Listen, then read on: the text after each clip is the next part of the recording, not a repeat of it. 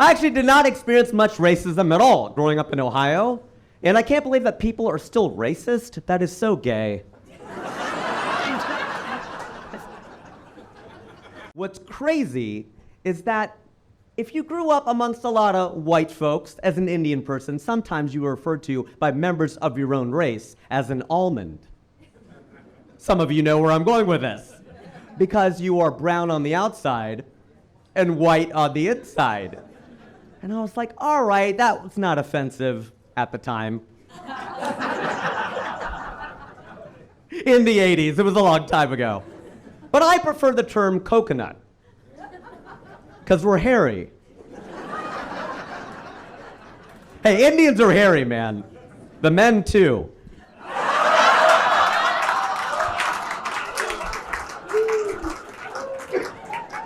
I turned 30, and I flipped out. I realized I had spent my entire life in Ohio. I took it really, really hard, and the people said to me then, and they still say to me now, age is just a number. All right, fine, then your weight is just a number. Your height is just a number. Your credit score is just a number. Your cholesterol is a number. Your blood pressure, those are just numbers, right?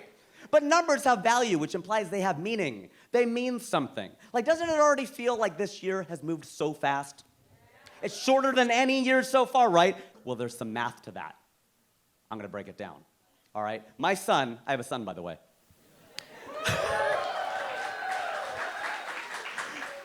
My son is turning 2 years old. I know. He's turning 2 years old, so this next year of his life is 50% of it, right? 1/2, 50% of his life, it's gonna feel really long to him. This next year, I'm almost 50. I know, black don't crack, brown don't frown, that's what I'm saying. So this next year is 2% of my life. So to me, it's gonna feel really short, to him, it's gonna feel really long. And the only reason I tell you that is to depress the hell out of everyone in the room. No, I say it because I want people to stop saying age is just a number. It's crap. In fact, toilet paper is a very good analogy, in fact, because when you sit down and check to see how much toilet paper is left, hopefully in the reverse order, you check, and then you sit down. When you think half of the roll is left, there's actually less than half left because of the way that circumference works. Think about it, right? There's more on the outside than there is on the inside, like people in LA.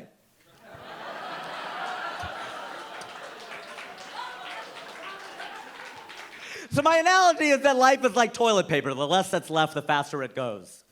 I'm not sure when this turned into a TED Talk. But that's okay. I turned 30, I flipped out, and I moved to California, moved to Los Angeles, specifically to be a full-time comedian and an actor.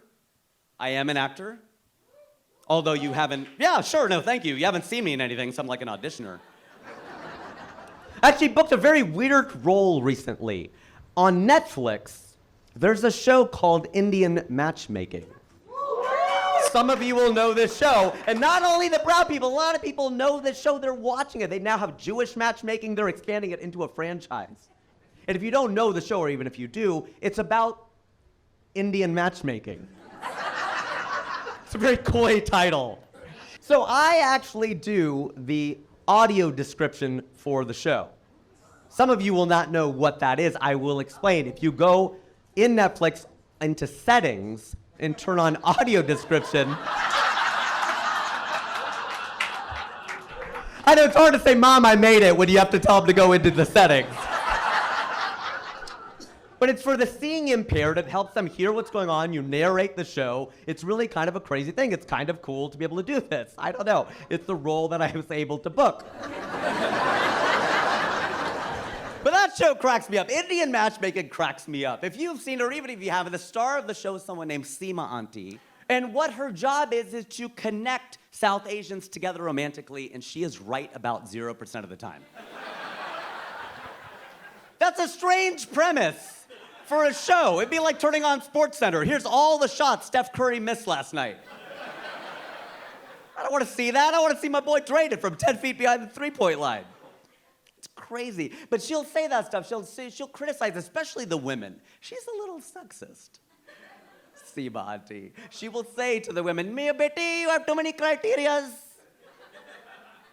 She takes this word criteria and she makes it even more plural.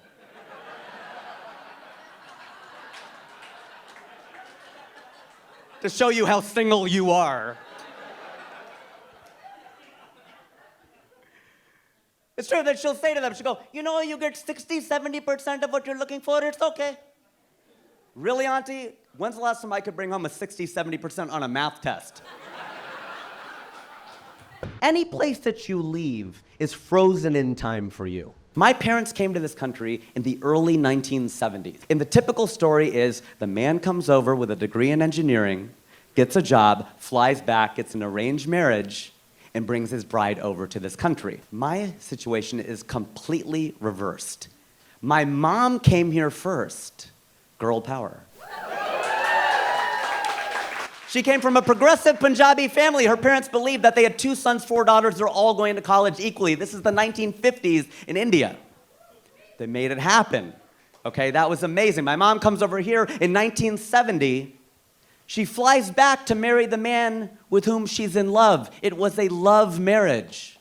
It was a love marriage, not an arranged marriage. Well, it was kind of an arranged marriage, because my dad arranged to become a completely different person after they got married. In that way, every marriage is an arranged marriage. But he came over in 1973 with a degree in poli-sci, worked as a salesman, my mom as a teacher. Completely different story. They did not go back to India, although I think they were told. They did not go back to India until 1985, which is a long time. And we thought that was a long time until we found out recently that one of my mom's really good friends went back to India for the first time this year. She left in 1968. And she gets back and she's like, "Oh my God."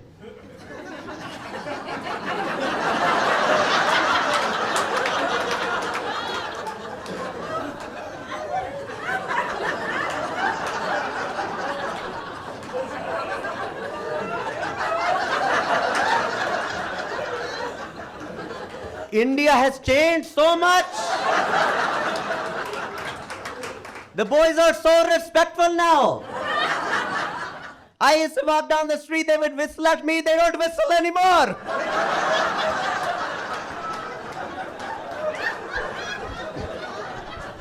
Like, that auntie has swag. I gotta bottle up and sell it like 5-hour energy.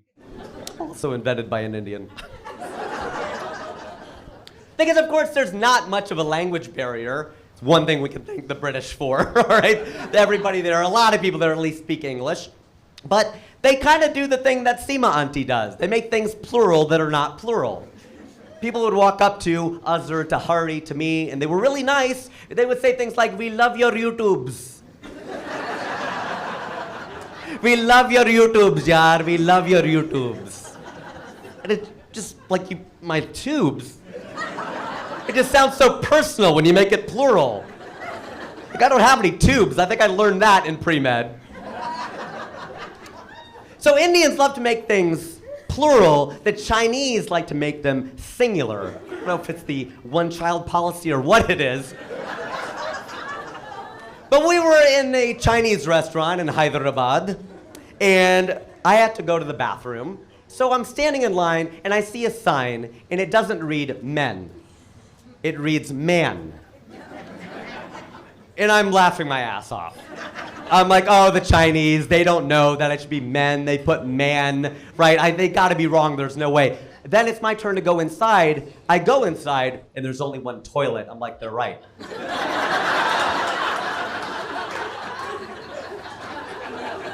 It's man. You can fit only one man in here at a time. The Chinese are always right, damn it. So I was telling you about how I moved from Cincinnati to LA. That whole thing was a tangent, because I'm a tangent. 2006. I moved to Los Angeles, and I am single because I'm a professional comedian. Ain't nobody dating you in this town. If you're broke, man, it's tough. In LA, dating is hard. You hear that all the time. And then people will tell you from other cities, like, "Dude, dating is hard everywhere." No, LA is a special kind of dating hell. And I'll tell you why. It's because everybody's selling and nobody is buying. There's a surplus of everything. You go to a party, everybody's looking for someone better to talk to. The guy right in front of you is like, subscribe to my newsletter, listen to my podcast, come to my show, and that's just me. I ended up getting really good at talking to women at bars. I spent a lot of time talking to women at bars, and all my male friends, all my man friends are always like, why are you always talking to women at bars? I go, because they're my height. The thing, all my guy friends are 6 feet tall. I got tired of doing this all the time. I wake up the next morning with a crick in my neck. And all these people are like, what, did you get some action last night? Did you go down on a girl? I'm like, no, I went up on a guy.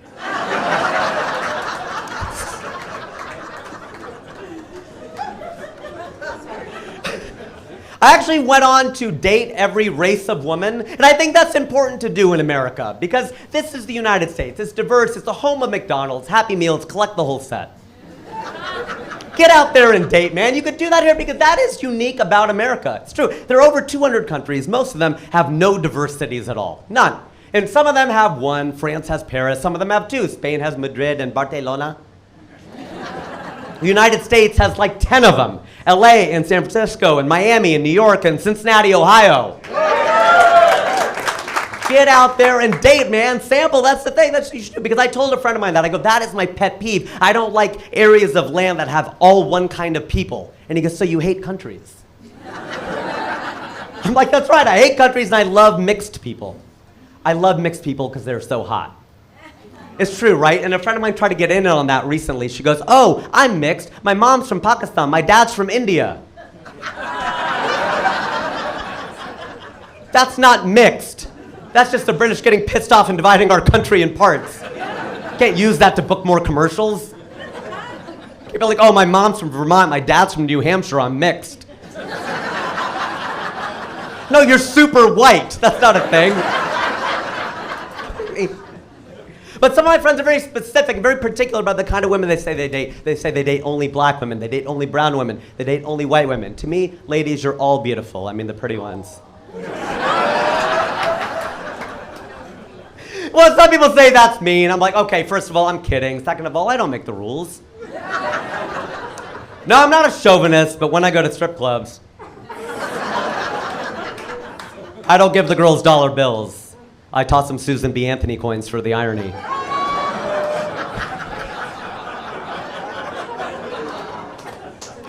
I actually met my wife on OkCupid.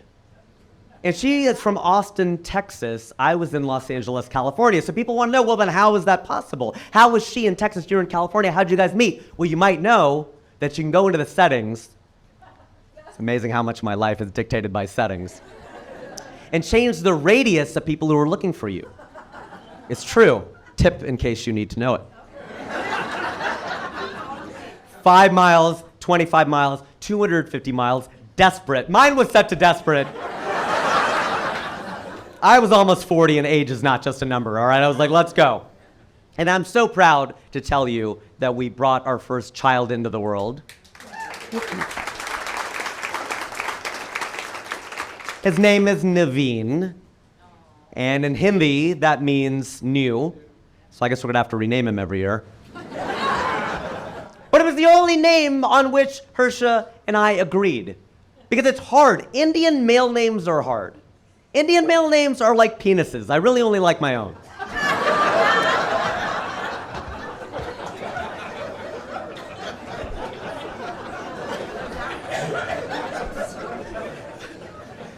So Naveen was born in Los Angeles. Well, he was reborn in Los Angeles. And he was born in the year 2021, which makes him a COVID baby. The great thing about having a COVID baby is you know it's yours.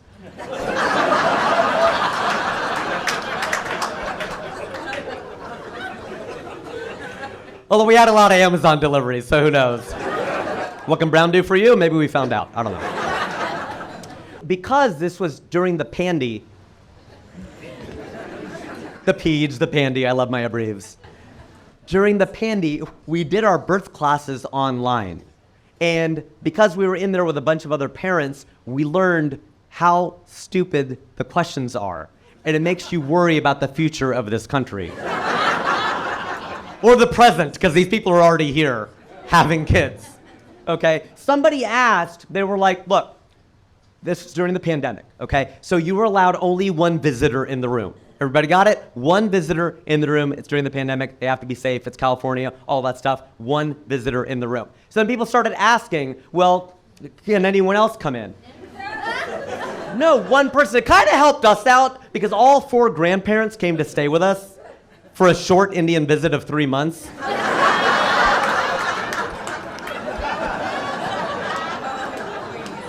A friend of mine asked me, he goes, are you coming to the point where you're ready for them to leave? I'm like, no, don't say that. We're well past that point. 4 grandparents, 3 months, you do the math. I'm Indian, I'll do the math, okay? And the reason is, because I'm Indian, we can't ask them to leave. We're not white. Then my friend Rob, over in Indiana, he was like, his mother-in-law came to stay for a long white visit of 5 days. On Sunday, it snows. And she goes, maybe I'll fly out on Monday. He goes, you're leaving today. I don't care if I have to shovel the runway. You're going. Try saying that to an Indian mother-in-law and see how long you live. So it kind of helped me out because God forbid they'd allow 2 visitors in the room. Which grandparent was going to go? That was a reality show I did not want to watch. I'm going, I'm the dad, Amazon deliveries notwithstanding. And so I'm going in. And then people are mad. They're pissed off because their grandparents came to town and they want to come in. And so they type and they yell into the computer and they're just like, oh, well, does the doctor count as a visitor? No, the doctor doesn't count. She's at work. She's not just hanging out with us. Do the nurses count? Any nurses here? Any Filipinos or Malayalis? Okay. That's the thing, though. Like, no, of course, they're at work. So just be a smartass. I type in, does the baby count as a visitor?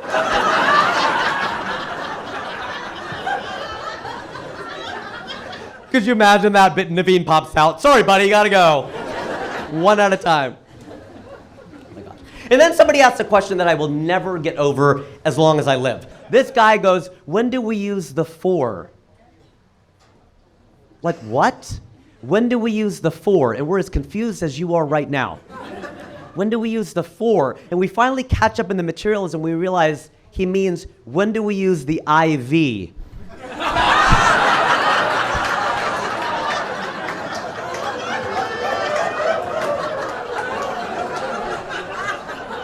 Who defaults to Roman numerals?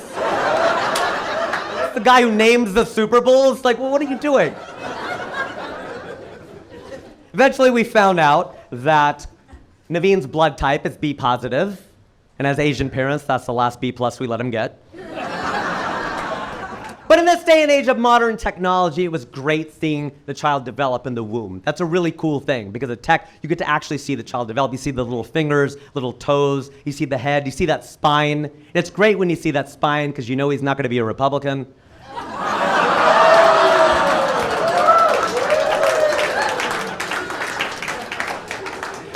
Oh, he sleeps a lot too, so he's like Joe Biden. Okay, all right, I could be bipartisan. I'll leave you with this. I do sometimes worry about the world in which Naveen will live. I don't know where he's going to get his information. I feel lost all the time. Where do you get your news? How do you find it? I'm ashamed to admit that I get it from the Brits. All right, from British news. I definitely read and watch British news like the BBC, The Guardian, The Economist, because I told you, we believe anything in that accent. And the thing is, the reality of it is, I don't feel that bad going outside to find out what's going on inside, because it's like when my wife and I go to a party. We're standing around in a circle. You ever do this with your spouse, and a stranger asks your spouse a question? Somebody will ask my wife a question, and whatever my wife says is something I've never heard her say before. I'm like, is that what's going on with her? Who knew? I think the reality is Barack Obama wanted to believe that we live in a post-racial world, right? And the thing is, I listen to Obama a lot because he's half black and half white. I'm neither black nor white. We have that in common. But remember, he would always use that phrase, let me be clear. He'd say that all the time. Let me be clear. Let me be clear. Let me be clear. Let me be clear. And after all these years, I finally figured out what he meant. I think in this racial world, he's just tired of being a color. Like, dear Lord, I don't want to be black. I don't want to be white. Let me be clear. And I got to clear out. You guys have been a lot of fun. Oh, my God.